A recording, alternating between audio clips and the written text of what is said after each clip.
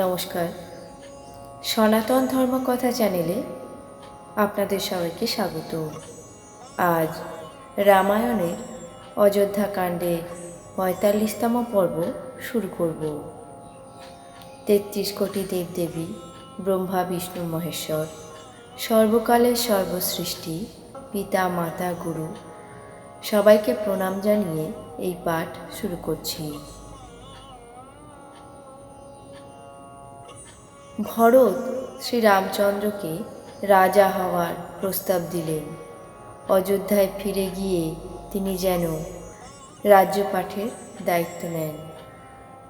গুরুদেব, সমাজ এবং ভাইদের সাথে শ্রীরাম অযোধ্যায় ফিরে যেন রাজা হন এবং সকলে প্রার্থনা করতে লাগলেন শ্রীরামচন্দ্রের সময়কালেই যেন আমরা সবাই মরতে পারি। অযোধ্যাবাসীদের প্রেমময় প্রার্থনার কথা শুনে জ্ঞানী মুনিরাও নিজেদের যোগ এবং বৈরাগ্যকে তুচ্ছ মনে করলেন। এইভাবে নিত্যকর্ম শেষ করে অযোধ্যাবাসীরা রোমাঞ্চিত শরীরে শ্রীরামচন্দ্রকে প্রণাম করলেন। উঁচু নিচু ও মধ্যম ৩ শ্রেণীর নরনারীরাই নিজের নিজের ভাব অনুসারে শ্রীরামের দর্শন করতে লাগল। শ্রীরাম সাবধানতার সাথে সকলকে আপ্যায়ন করতেন আর সকলেই কৃপানিধান শ্রীরামচন্দ্রের প্রশংসা করতে লাগলেন। ছোটবেলা থেকে উঁচু নিচু মধ্যম এই ৩ শ্রেণীর নরনারীরাই নিজের নিজের ভাব অনুসারে শ্রীরামচন্দ্রের দর্শন লাভ করত। শ্রীরাম সাবধানতার সাথে সকলকে আপ্যায়ন করতেন আর সকলেই কৃপানিধান শ্রীরামচন্দ্রের প্রশংসা করতেন। বাল্যকালে তিনি নীতি পালন করেন। তিনি শীলতা ও লজ্জার সাগর। তিনি সুন্দর বদন, যা সকলেরই অনুকূল লাগত, সুনয়ন, সকলকে কৃপা এবং প্রেম দৃষ্টিতে দর্শনকারী আর সরল স্বভাব।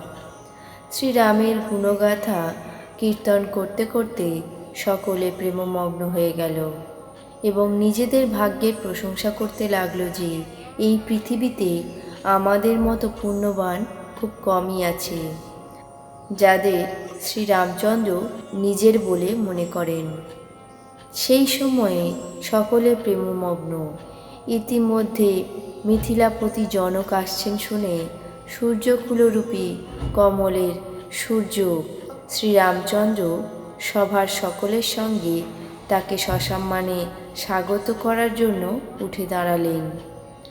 ভাই, মন্ত্রী, গুরুদেব আর পুরবাসীদের সঙ্গে নিয়ে শ্রী রঘুপতি আগে আগে জনককে আহ্বান করতে চললেন। জনক রাজা পর্বতশ্রেষ্ঠ কামদনাথকে দেখলেন। তখনই তাকে প্রণাম করে তিনি রথ ছেড়ে দিলেন এবং পায়ে হেঁটে চলতে শুরু করলেন। শ্রীরামচন্দ্রকে দর্শনের লালসা আর উৎসাহের জন্য তার লেশমাত্র পথশ্রান্তি হয়নি। মন তো তার সেখানেই পড়ে রয়েছে যেখানে শ্রীরাম ও জানকী রয়েছে। মন বিনা দেহের কষ্ট কি করে বোঝা যায়? জনক রাজা এইভাবে এগোতে লাগলেন। লোকজনের সাথে তার বুদ্ধি প্রেমে উন্মত্তা।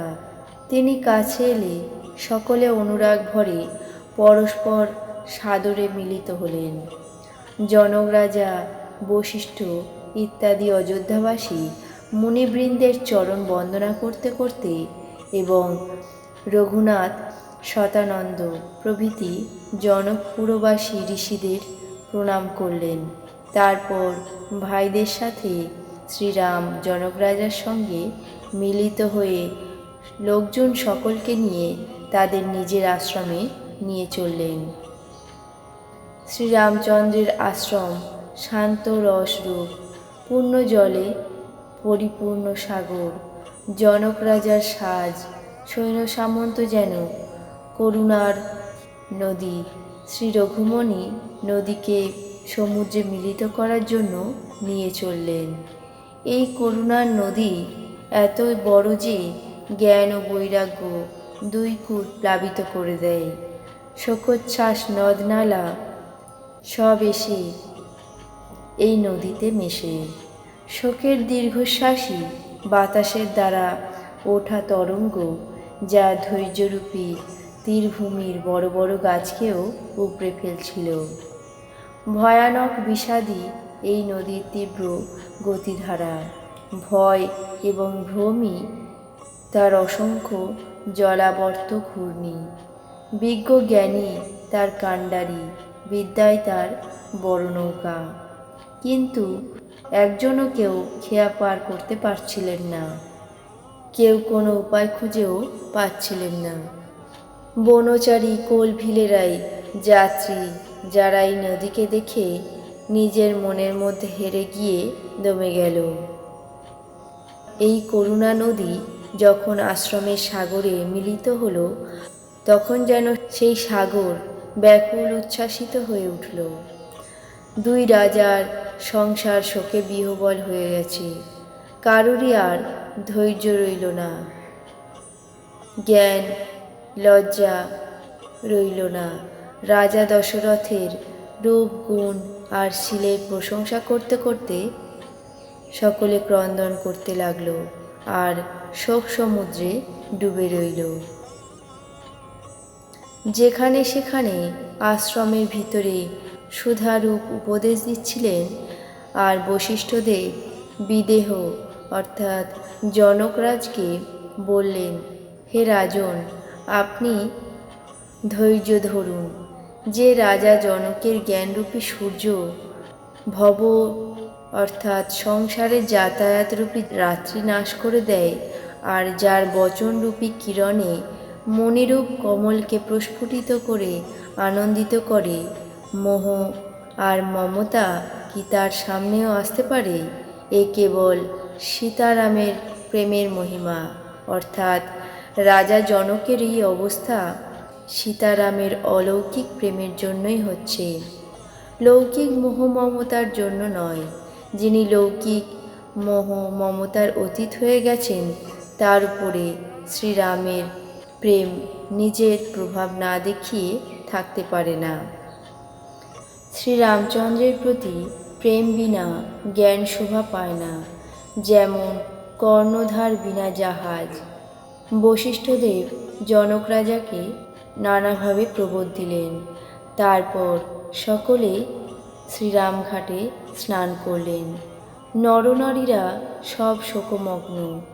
সেই দিন কেউ জলস্পর্শ না করেই অতিবাহিত করে দিলেন। বনের পশু পাখি হরিণেরাও কিছু খেল না। নেমিরাজ জনক আর শ্রী রঘুরাজ রামচন্দ্র দুই পক্ষের সকলেই দ্বিতীয় দিন স্নান করে সকলে বটবৃক্ষের নিচে বসলেন।